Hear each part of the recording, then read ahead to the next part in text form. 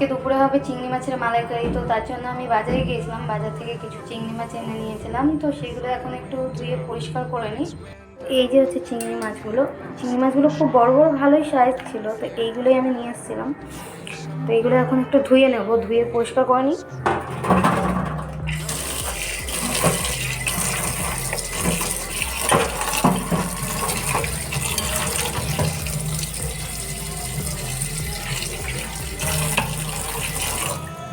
এখানে পরিষ্কার করে সব ধুয়ে নিয়েছিলাম, আর এখানে প্লেটে সব কেটে নিয়েছিলাম। এখানে আছে আদা, রসুন, পেঁয়াজ, কাঁচা লঙ্কা, টমেটো, আর এই যে নারকেল সব কুড়িয়ে নিয়েছিলাম। এখানে গরম জলও কিছুটা করে নিয়েছি। এখন এই নারকেলগুলো সব মিক্সিতে দিয়ে একটুখানি গরম জল দিয়ে এগুলো পেস্ট করব। আর আদা রসুনটা এইটা তোমার আরেকটা যে বাটি আছে এই বাটিতে পেস্ট করে নেবো। তো এইগুলো সব করে গুছিয়ে নিতে থাকি, তারপরে রান্নাটার বসাবো যখন, তারপর বাকি কাজটা তখন দেখাবো। নারকেলের দুধ এখানে বার করে নেওয়া হয়েছে, আর এই যে আদা রসুনের পেস্ট করে নিয়েছিলাম। আর এখন মাছগুলোতে একটু নুন আর একটু হলুদ একটুখানি মাখিয়ে দেবো। তো তার জন্য নুন আর হলুদটাকে নিয়ে নিয়েছি, তো সুন্দর করে একটুখানি মাখিয়ে নিই।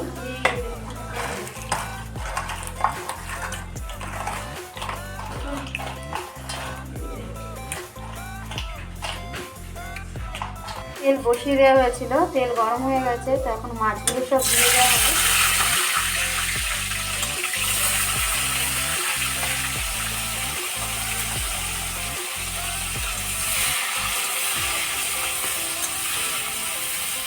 মাছগুলো সব ভেজে নেবো একটু অল্প করে, তারপরে নামাবো।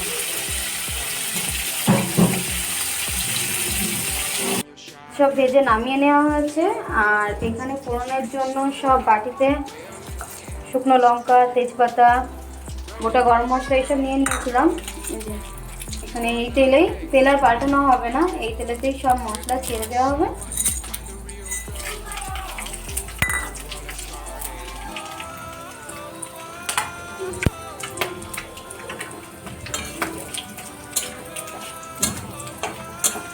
এটা একটু ভাজা ভাজা হোক, তারপরে বাকি সব মশলাগুলো দিয়ে দেবো।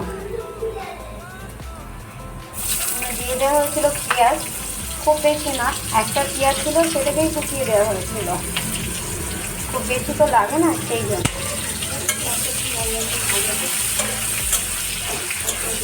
পেঁয়াজটা একটু ভাজা ভাজা হোক ততক্ষণ, তারপরে আদা রসুনের যে পেস্ট করে রেখেছিলাম সেটাকে দিয়ে দেবো।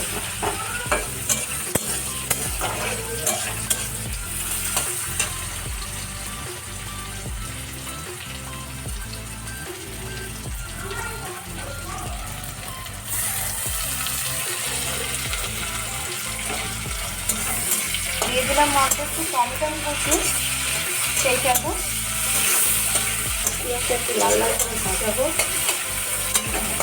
তারপরে দিয়ে দিলাম আদা রসুন। এখন দিয়ে দেবো আদা রসুনের যে পেস্টটা ওইটা, কারণ পেঁয়াজটা একটু ভাজা হয়ে গেছিলো, তো এইটাকে দিয়ে একটুখানি ভালো করে নেড়ে চেড়ে আর কি গন্ধটা যাতে না থাকে, আদা রসুনের তো একটা গন্ধ থাকে, তো তার জন্য দিয়ে দেওয়া হয়েছিল সামান্য একটুখানি জল।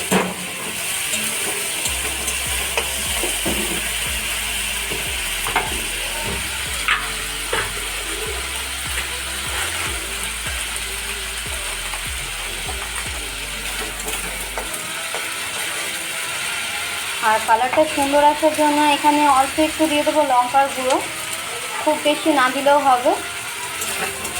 শুকনো লঙ্কাটা তো কালারটা খুব ভালো আসে, তো সেই জন্য। এবার দিয়ে দেবো খানিকটা নুন,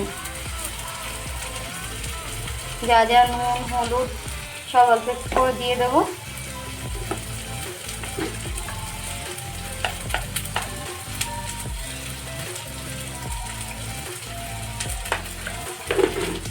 তো এইগুলো দিয়ে ভালো করে মশলাটাকে একটু নেড়ে চেড়ে নেবো। নিয়ে কালারটা দেখুন কতটা সুন্দর এসছে, কালারটা কিন্তু সত্যি খুব সুন্দর এসছে। আর লঙ্কার গুঁড়োটা একদমই অল্প হয়ে গেছিলো, সেই জন্য আরও একটু দিয়ে দিলাম।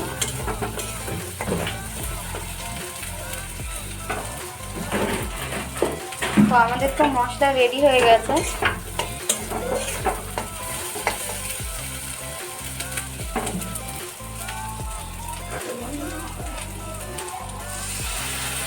সামান্য একটুখানি জলও দিয়েছিলাম সব মশলাটাকে আবার মিশিয়ে নেওয়ার জন্য।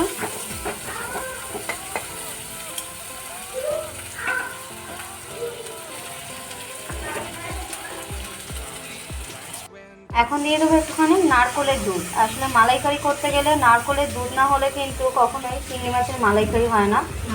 তো সেই জন্য সবার শেষে দিয়ে দেওয়া হয়েছিল একটুখানি নারকোলের দুধ। তো এটাতে কিন্তু টেস্টটা খুব সুন্দর হয়।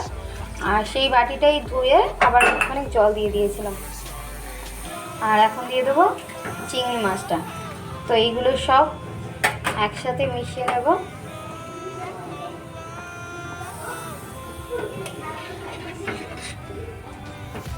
একটু সময় মতে দেবো, তার জন্য একটু রেখে দিই।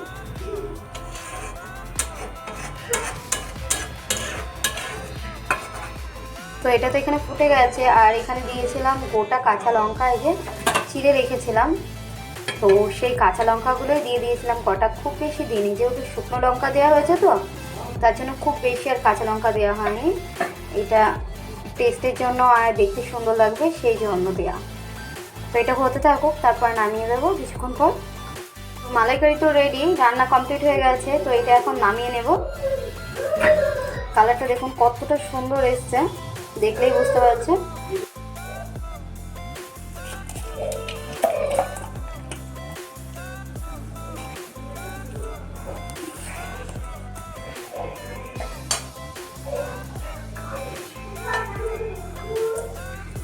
নামানো কমপ্লিট হয়ে গেছে।